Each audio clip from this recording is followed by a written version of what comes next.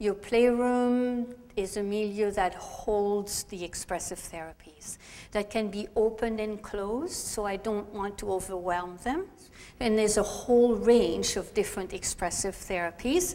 This was where the art was, and the sand play was, and the play was here.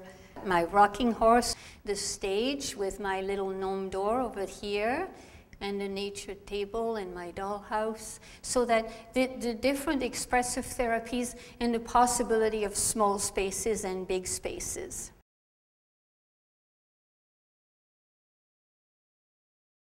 This is a real neuron, and there's the nucleus.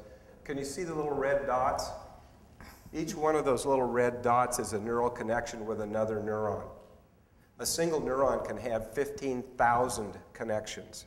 So the matrix becomes just an exponential kind of number of connections. And so we never stop making those connections. They form earliest or quickest early in life, but you never lose that ability.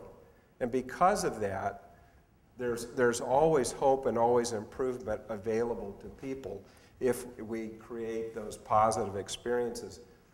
If you talk to people who have had horrible experiences and then survived that, almost always they'll talk to you about somebody who took them in under their wing, befriended them, that they had some positive experience with somebody that began turning their life around. So the neurobiological contributors to mental illness, these networks work in elaborate sets expressed through sensory experiences, and they're integrated. Those sensory experiences, okay, become integrated into our thoughts, our emotions, and our behaviors. Now, why is that significant? Because cognitive techniques only deal with thoughts and well, actually only behaviors. To some extent thoughts, but they're real big on behaviors. But there are neural pathways to all of those parts of the brain, and so one of the things we've got to focus on is how do we change the integration? How do we add synaptic connections that are helpful to the children? Well, it's through these other kinds of therapies. So this integrated neurobiological process indicates a single modality approach like cognitive work is problematic in the treatment of mental illness. For one thing, the cortex does not have, or the prefrontal cortex does not have neural pathways to all parts of the brain. So it's not possible to do that. But you might be able to do it with art, you might be able to do it with dancing, you might be able to do it with sand tray, you might be able to do it with play therapy, you might be able to do it with a variety of others. So that's why we've got to focus on those. Typical session with a child who, who lives in a dangerous environment, basically, and is coming to see me, and the complex trauma is still going on more than we'd like, even though they might be in foster homes. Some foster homes I don't think should be foster homes, and so this, there isn't at all any of the holding. So this typical session will be healing from the outside in, very little inside out, right? It's all soothing and calming, and so the rocking horse is something that the rocking has been so very helpful. So some children will rock when they first arrive, and others will do that later.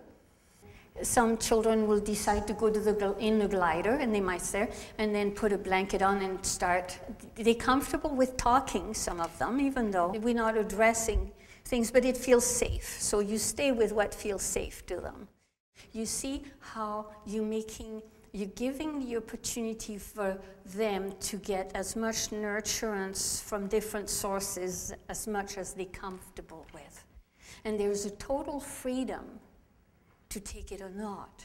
See, closeness and somebody who's too nice is unbearable for some. So you have to turn it down in some area. And so with some, you have to find a way of bringing it across without being there. So the comforting, let's say the physical comforting and the touch, which is so essential that they need, from a human is way too much. right? You have to keep in mind that we're looking for something that's comforting, but a child in that case, as Rick has said it in a different language, but his is unable to, it rings all kinds of alarm bells, right? So you have to so much adjust and read constantly how much closeness they can take. And so what I found is different materials have been able to provide the kind of touch that helps them feel their skin, right? Because they haven't had that, not safe touch. So safe touch is what I'm trying to give the opportunity for. Nature comes, mycotherapists, that in the form of birds and bird feeders that the birds come to. And so like just looking at a bird together for a while. See, all this is allowing us to be together and have a very healing, soothing memories. You see how we're doing those two things at once constantly that I was showing you in the egg this morning? So there's this constant making safe, the relational is going on, and the senses are being soothed, and it gives them space at the same time on how we're going to be together, and it allows me to see what gives them pleasure and what they're drawn to. And now the neurobiology says I'm right. So I don't even have to say, oh, it's only my experience, right? Thank you, Rick.